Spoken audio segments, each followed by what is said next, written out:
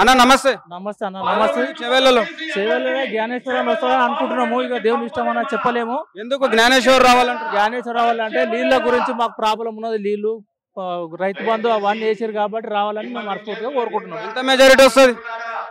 Majority అంటే ఎక్కువ చెప్పనీకి రాదన్న. రావచ్చు, మెజార్టీతోనే రావచ్చు అని అనుకుంటున్నాము. కాంగ్రెస్ నుంచి రంజిత్ రెడ్డి ఉన్నాడు.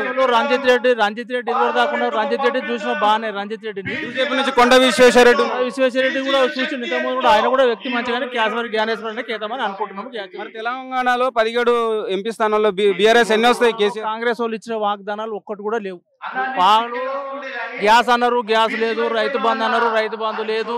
రుణమాఫీ అన్నారు, 2 లక్షలు తెచ్చుకోమంటున్నారు. మాఫీ లేవు, అవన్నీ ఏమి మాఫీ లేవు. కాంగ్రెస్ మాటలన్నీ దళాలి మాటలు. తెలంగాణలో 17 ఎంపీ స్థానాలకు టీఆర్ఎస్ ఎన్ని వస్తాయి? 17 ఎంపీ స్థానాల కంటే మనం సర్వే చేయలేము. మాకు అంత సర్వే గురించి మేము వ్యవసాయం చేసుకుంటున్నాము. చెవెళ్ళలో అయితే రావచ్చు అని అనుకుంటున్నాం. మా ఉద్దేశం గ్యాస్ రావచ్చు అని అనుకుంటున్నాం.